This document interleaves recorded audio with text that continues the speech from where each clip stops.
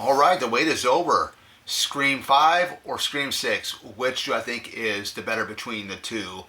And, they're very, very good films, directed by Radio Silence. The one and only two that are directed by Radio Silence.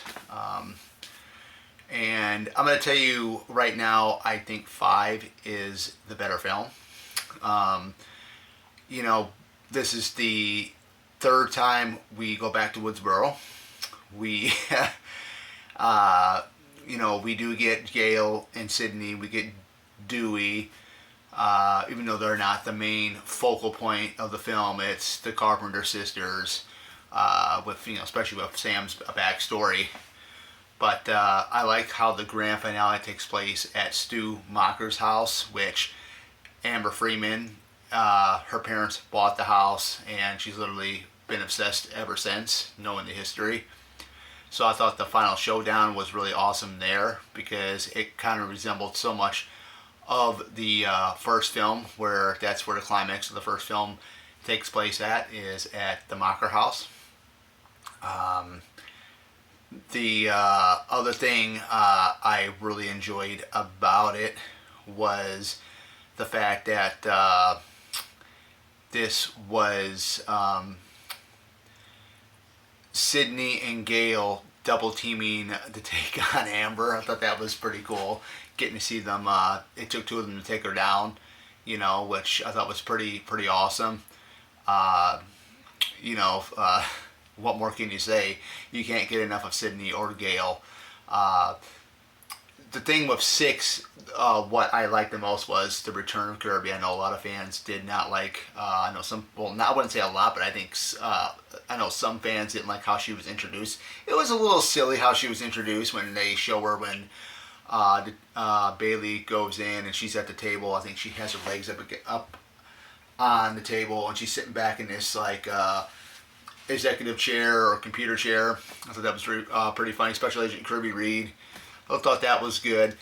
The whole Chad and Tara thing, that really, to me, you would think Chad would feel sympathy because of what happened to Liv in 5 when she got killed by Amber. That was one thing that really wasn't explained, but I mean, I can do without that, 6,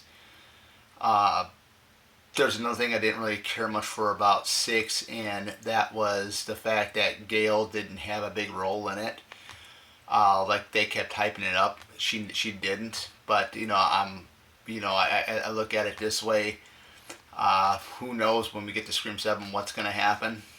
We'll have to wait in February of 2026 when it does come out. So that'll be really exciting. Everybody's really excited about that. Like I said, Scream 5, Scream 6, both great films, but I prefer Scream 5 due to the fact that, it's in Woodsboro for the third time. You do get the final climax of the film at the Macher house, which I thought was awesome. And I just loved the whole double team battle that Gale and Sydney took on Amber. I thought that was pretty badass, especially Gale kicking ass in high heels. I thought that was awesome, How many women do you see in film? You probably do see some of it, but how many women do you see just kick ass, kick a killer's ass in high heels? I mean, that was just pretty badass, but the way both, her and, the way both Gale and Sydney took down Amber was just awesome. And, to me, I think it was the better film. Some people might think 6 is. There's not a bad film in this franchise, let's be honest. But, it's tough to pick between, 5 and 6, which was the better film. But in my opinion, 5 is the better film. So I'm laying that to rest right now. But with further ado, this is the end of the video here. Let me know in your thoughts. Which do you think was the better film? Scream 5, which is Scream 2022, or Scream 6? Love to hear what you guys' thoughts are on it. Other than that, take care. See you guys back here later.